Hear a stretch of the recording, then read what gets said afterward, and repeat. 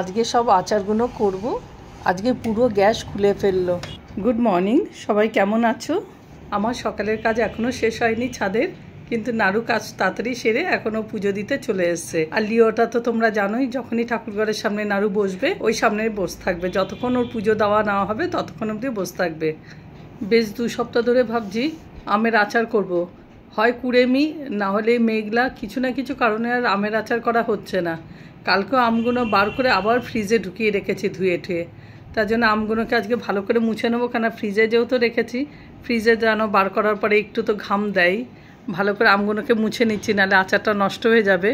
এই ট্রেগুলোতে শুকো দেবো, তার জন্য ট্রেটাকেও পরিষ্কার করে নিচ্ছি। পরিষ্কারই আছে, তবু একটু মুছে নিচ্ছি যদি একটু জল টল থাকে।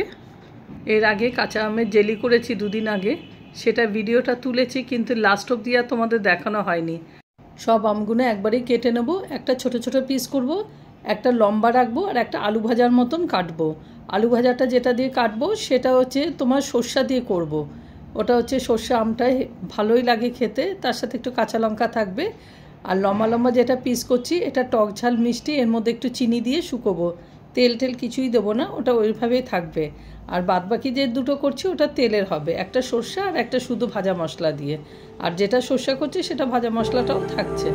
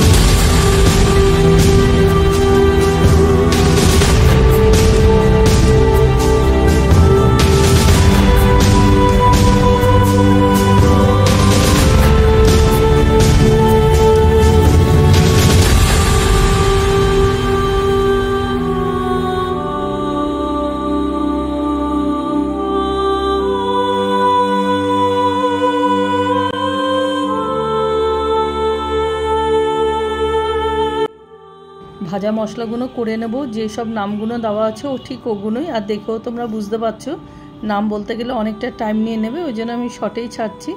এগুলোকে হালকা করে ভেজে নিচ্ছি, হালকা করে ভাজবো, বেশি কিন্তু ভাজবো না, তাহলে কিন্তু তেতো হয়ে যাবে। আর অল্প একটু সর্ষা নিয়েছি, ওটাকে আলাদাভাবে ভাজবো, ভেজে ওটাকে আলাদাভাবে আমি মিক্সিতে পিসবো। যে ভাজা মশলাগুলো হয়ে গেছে সেগুলোকে সব মিক্সিতে দিয়ে দিলাম, কিন্তু ভালো পেস্ট করবে না, হালকা কিন্তু দানা দানা থাকবে, পুরো মিহি কিন্তু করব না। আমগুলোর ভেতরে সব নুন দিয়ে দিলাম আর একটু হলুদ দিয়েছি। এগুলো দিয়ে এবার কিছুক্ষণ আমি রোদে দেবো, যাতে জলটা আমার পুরো শুকিয়ে যায়। আর একটা আচার যেটা আমি টক ঝাল মিষ্টি করছি, সেটার মধ্যে নুন, চিনি, লঙ্কার গুঁড়ো, হলুদের গুঁড়ো, ব্যাস এটাই। এই দিয়ে আর ওই ভাজা মশলা, এই সবগুলো দিয়ে একবারে রোদে একটু শুকিয়ে দেবো, ওটা তেল কিছুই দেবো।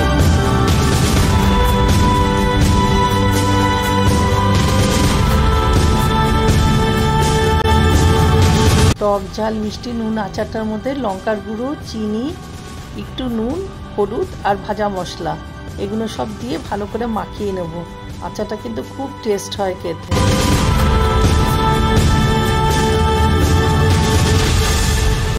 2 থেকে 3 ঘন্টার মতন রোদে দেব, বেশি কিন্তু রোদ দেব না।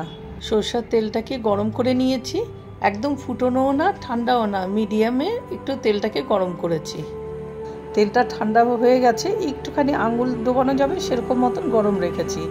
ভাজা মশলা আর একটু নুন, তার সাথে একটু হলুদ, যেহেতু আমি হলুদ তখন কম দিয়েছি, সবগুলোকে একবারে মিশিয়ে নিয়ে এবার জারেতে দিয়ে দিলাম।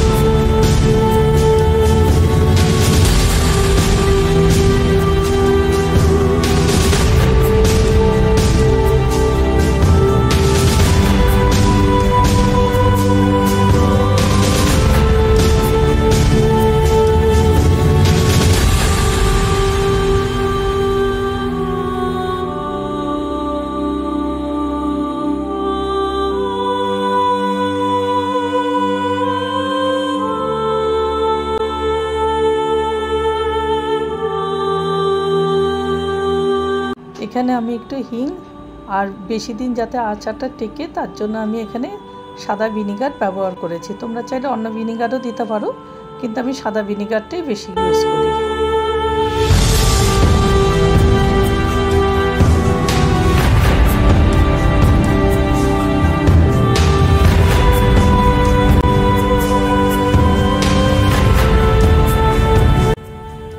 কাঁচা আম দিয়ে আমি একটু জেলি তৈরি করেছি। আগের ভিডিওতে পুরো রেসিপিটা দেখিয়েছি, কিন্তু বয়মে ভরাটা দেখানো হয়নি, তো যারই আজকে ভরছি সেটা তোমাদেরকে দেখিয়ে দিলাম। খেতে কিন্তু খুব টেস্ট হয়েছে। টক ঝাল মিষ্টি নোনতা যে আচারটা করলাম সেটা কিন্তু তেল দেইনি, ওটাকেও বয়মে ভরে রেখে দেবো। একটা দুটো হালকা রোদ দিয়ে ওটা ভেতরে রাখবো, ওটাকে আর বেশি রোদ দিতে হবে না। এটা কিন্তু এখনই খাওয়ার উপযুক্ত হয়ে গেছে, খেতে কিন্তু ভীষণ টেস্ট হয়েছে।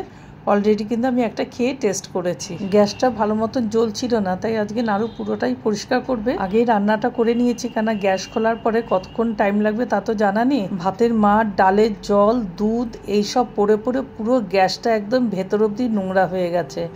একটুখানি যদি না সাবধানে কাজ করা হয় এটাই হয়। আসলে আমরা কি ভাত বসিয়ে দিয়ে এইদিক ওদিক চলে যাই, কখন যে ভাতের মাড়টা পড়ছে খেয়ালও করি না। দুধও অনেক সময় উতলিয়ে পড়ে যায়, ডালের জল তো প্রায় সময় পড়ে। প্রেশার কুকারে অনেক জিনিস বসালে সেটাও দেখি ওর মধ্যে পড়ে। এই পড়ে পড়ে এতটাই ময়লা হয়ে গেছে যে গ্যাসটা ধরছিল না। ওই জন্য সব কিছু আজকে খুলে পরিষ্কার করবে। ঘরে দেখো মিস্ত্রি থাকার এই একটা গুণ, গ্যাসটা ধরছে না দেখে যদি মিস্ত্রি আনতাম প্রথম কথা উল্টোপাল্টা বুঝিয়ে দিত গ্যাস খারাপ হয়ে গেছে এটাই বোঝাতো, আবার গ্যাস পরিষ্কার সময় অনেক টাকা নিয়ে নিই। গ্লাস ওভেন কেনার একটা সুবিধা যে ভিডিও করলে পরে তার ভিউটা ভালো ওঠে, কিন্তু আবার রিস্কও আছে জানো তো, বেশি হিট দিলে ভয় লাগে।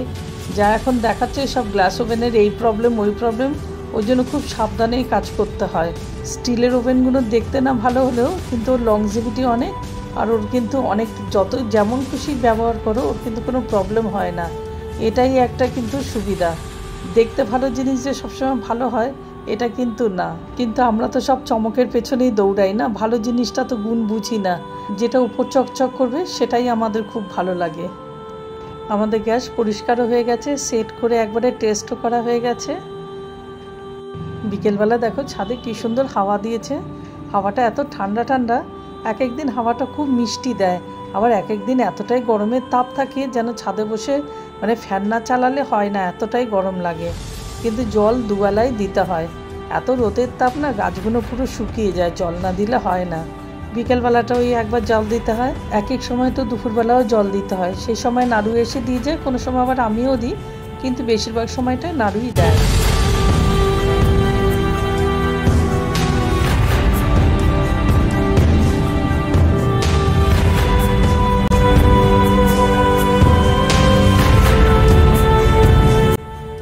এবার কিন্তু বেশ অনেক কটাই জামরুল খেয়েছি, প্রায় এখন জামরুল কমে এসছে।